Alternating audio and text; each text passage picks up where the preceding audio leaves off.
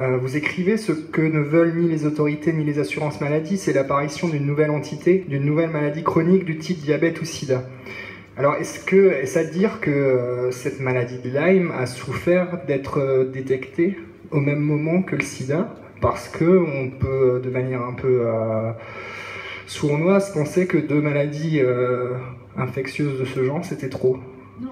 Non, ce que je crois plutôt, c'est que si vous voulez, ce qu'il faudrait, c'est qu'il y ait justement des centres médicaux, comme il y en a pour le diabète, hein, et des services hospitaliers qui soient spécialisés dans ce type de maladie. C'est pas Lyme, c'est presque un nom générique, hein. Il y a d'autres maladies qui peuvent être transmises aussi, d'autres maladies vectorielles qui peuvent être transmises par les tiques, ou les modes de transmission sont encore inconnus, puisque, enfin, ils ne sont pas inconnus, on les soupçonne fort. On soupçonne fort, par exemple, non seulement on soupçonne fort, mais on a même les preuves que les maladies sont transmissibles de la mère à l'enfant.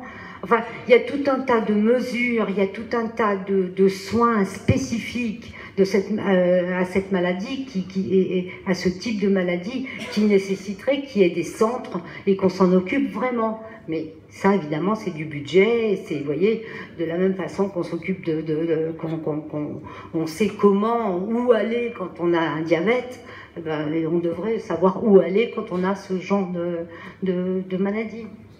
Je crois que c'est tout ça qui leur fait peur. Alors vous avez très vite parlé d'autres modes de transmission. Alors justement, on pense un peu trop vite que la maladie de Lyme ne se transmet que par les morsures de tiques. Mais à la fin de votre livre, vous faites un petit résumé des autres modes de transmission, sanguine, sexuelle, transmission de la mère à l'enfant. Alors où est-ce qu'on en est exactement aujourd'hui? Parce que là, pour le coup, ça devient encore d'autant plus inquiétant parce qu'on sort du seul cadre de la promenade en forêt et ça devient encore bien plus grave là. Oui, bah écoutez, je pense que sexuel, tout dépend du système immunitaire de chacun. Hein, je pense que, personnellement, j'ai vécu pendant 30 ans avec quelqu'un qui avait une hépatite B et je ne l'ai jamais attrapée. Hein, donc je pense qu'il ne faut pas non plus paniquer les foules avec cette histoire-là. Maintenant, de la mère à l'enfant, il est absolument certain que c'est transmissible, puisqu'on a retrouvé les mêmes souches chez la maman et chez les bébés, ou chez des fœtus morts, Donc ça, c'est absolument certain. Aux États-Unis, il y a des cliniques pédiatriques qui sont absolument formelles sur la transmission de mère à enfant. Et donc la recommandation, bien sûr, c'est en cas de pic de symptômes, on essaye de ne pas tomber enceinte. C'est pas le moment de faire un enfant, il vaut mieux attendre.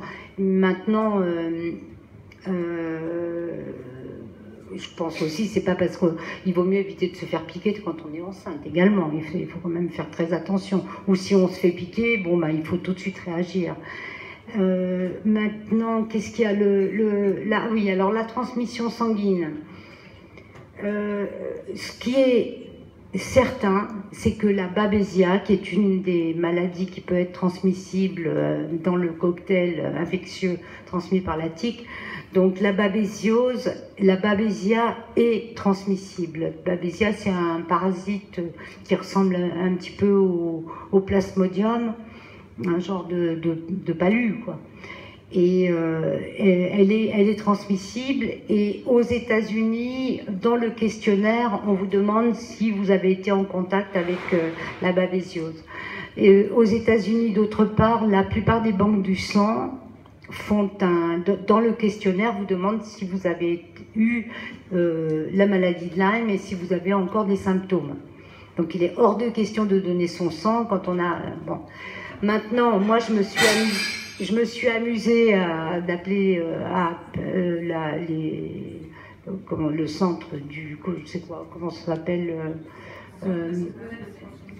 oui, le transmission sanguine à Paris. Et puis, j'ai fait l'idiote, j'ai dit « Allô, voilà, j'ai une borréliose et j'aimerais savoir si je peux quand même donner mon sang, grand blanc. » borrélieuse, pas comme moi, pas connaître.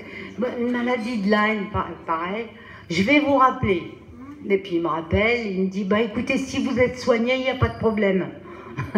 C'est quand même grave, parce que, ouais, là, je pense qu'en cas de pic de symptômes, il faut éviter de donner son sang. Maintenant, si on l'a eu, peut-être il y a 10 ans, ou je sais pas quoi, je pense que ça risque de ne pas poser de problème, mais en tout cas, il n'y a pas de prévention non plus de ce côté-là. Hein. Alors, on a parlé des pressions exercées sur les médecins.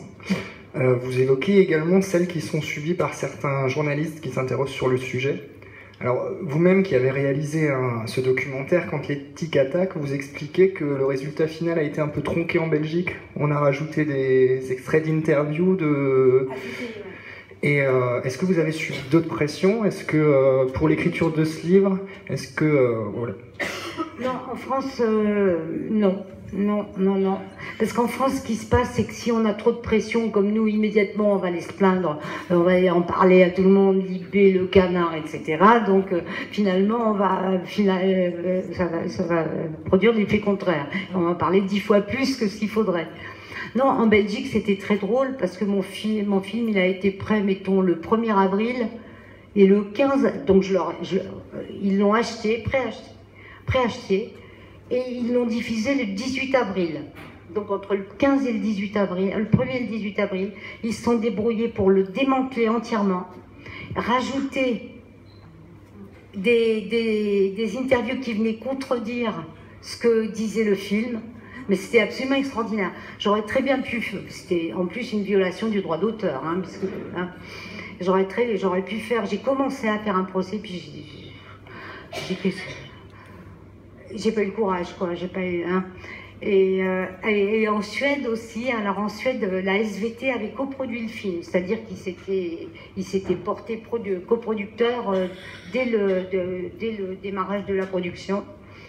Et tout à coup, les autorités médicales ont entendu parler de ce film et ils ont demandé à le voir.